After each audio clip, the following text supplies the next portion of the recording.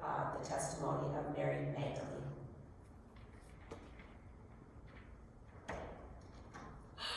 Oh, hi everyone.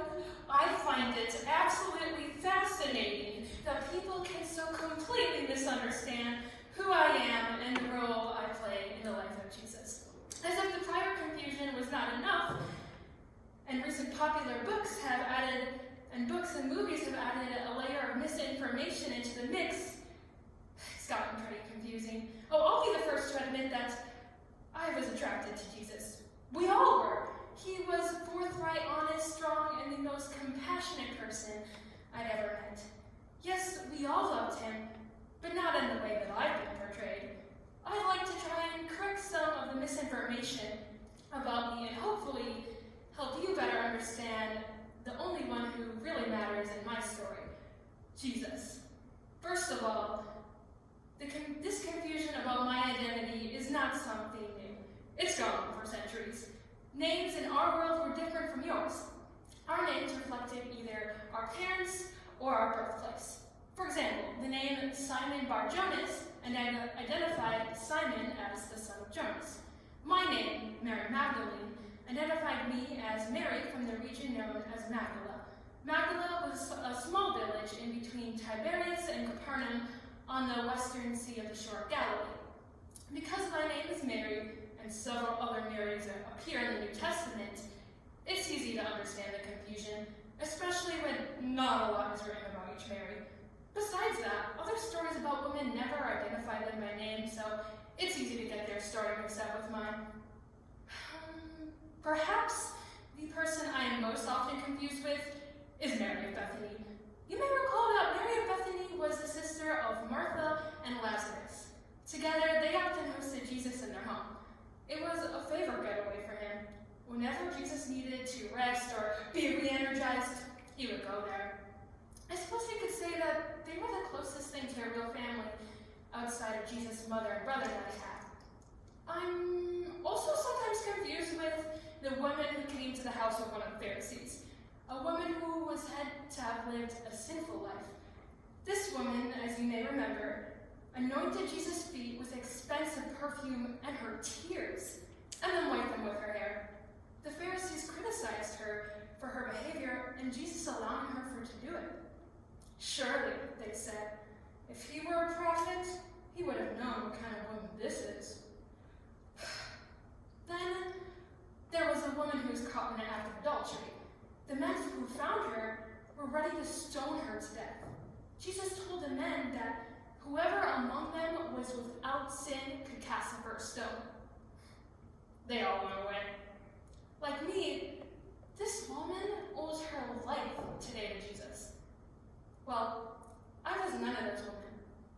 My story is quite different. As a child, and for as long as I can remember, I was tormented by demons. I know that probably sounds strange to you. Much of the time, I could live a fairly normal life. Then, without warning, I would turn into a monster. Even though I had no recollection of the episodes, people would tell me that I would scream, curse, rant, and rave. They said it was as though I had the strength of a man, and it would take 5 or 6 people to restrain me. My parents were exhausted. As hard as it was for them, I was still living with them as a young woman. They had tried every cure, potion, and medicine available, but nothing helped. I'll never forget the way my parents looked at me. Yes, it was with love, but it was also with a look of fear, even terror. I remember my parents talking about a prophet in the region, but then others had prayed and nothing had happened. Still, they said it was worth a chance. I'll never forget the day he came to the house. He came with some other men. They were rough-looking, like the fishermen of the village. But he was different. They said he had been a carpenter. His skin was bronzed by the sun, his hands were calloused from working with wood, but he had a tenderness about him that I cannot explain. Most of all, his eyes. They were piercing and yet full of love. It was as if he could look right through me. Before I could say one word, I felt my body tense.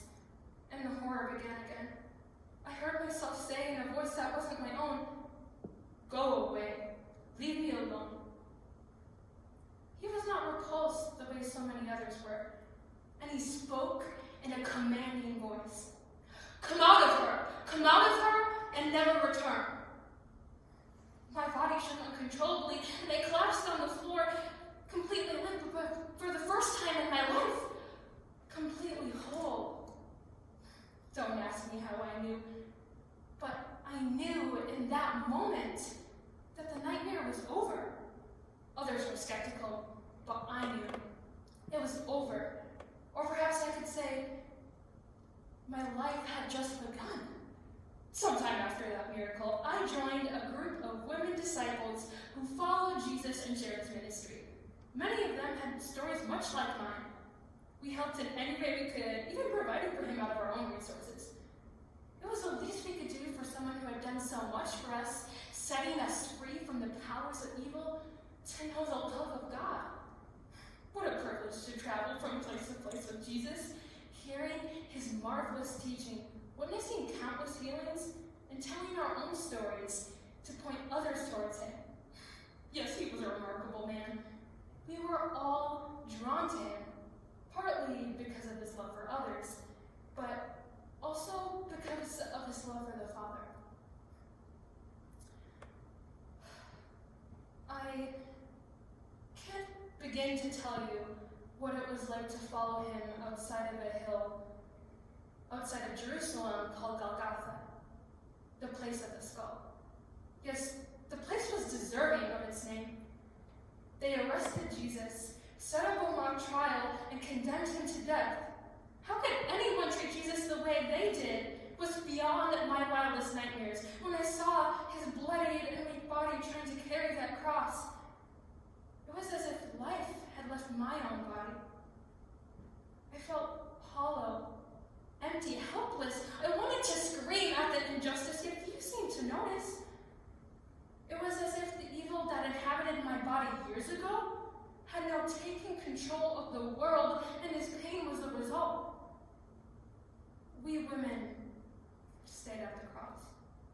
Most of the disciples fled for fear of their own lives, and only John was left. I suppose no one thought a group of women were really a threat. Some of the men made fun of us. Take a good look, they said, and see what happens to blasphemers and impostors, they said. When they saw that we would not be intimidated, they tired of their taunts and left us alone. Some of the soldiers, however, didn't give up so easily. One was particularly obnoxious. He tried to grab me. It was then that a centurion who had been watching it all came over, grabbed him, and threw him to the ground. Get back to your post. Leave these women alone, or you'll spend the night in chains.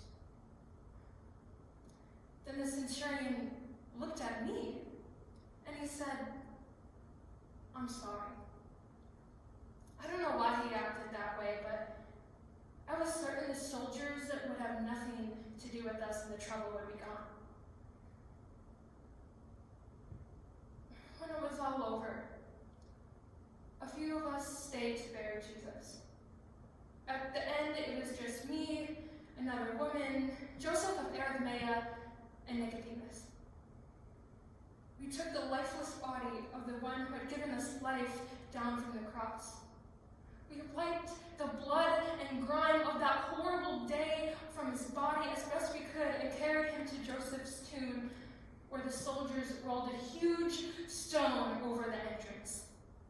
We walked away without saying a word, each trying to fight off the hopeless feeling inside, each wondering how life could ever go on, each wishing in some way that we had not been killed, that he had not been killed. Little did we imagine what would happen in the next few days. We had all heard Jesus talking of dying and rising again, but none of us were able to comprehend or even imagine what he really meant. I went to the tomb that Sunday morning after Passover to do one final act of kindness for Jesus, anoint his body. I know it wasn't much, but it was the least I could do for someone who had done so much for me. I brought perfumes and spices, wondering all the way who would roll away the stone. Would the soldiers be willing to help? Oh, I could only hope they would. The sun was just beginning to rise, and come up, I could see the vanishing shadows and that the stone had been rolled away. The entrance was open and the soldiers were gone. I dropped the spices, ran back to where the disciples were hiding, and told them that I feared someone had taken the body. Peter and John ran to the tomb. I could not keep up with them, but when I got back, I saw a man standing alone. He must have seen me crying and said, "Woman, why are you crying? Who are you looking for?" I pleaded with him to tell me where they had taken the body of Jesus. I prayed he would know. I couldn't see his face as he was looking away from me. And then without turning, he said one word: "Mary." It was as if 2 years had not happened. And I was taken back home where I first heard Jesus say my name. I now saw his face and I fell at his feet and cried, "Teacher!" Tears of joy rushed down my cheeks. Waves of hope pushed through my body. Life once again entered my spirit. "Teacher, teacher, teacher." I could not stop saying it. I wanted to jump up and tell the others, but I couldn't leave him. He smiled and said, "Do not hold on to me, for I have not yet returned to the Father. Go instead to my brothers and tell them that I am returning to the Father and your Father, to my God and your God." It was then that I saw the spices that I had dropped earlier. I had almost forgotten why I had come, but it didn't matter now. I had seen the Lord. Nothing else mattered. He was alive. Jesus was alive. Nothing else mattered that day, and nothing else matters tonight. Only one thing. He is alive. Jesus is alive, folks. May you all fall at his feet and know he died and rose for you. May you too be able to say, "I have seen the Lord.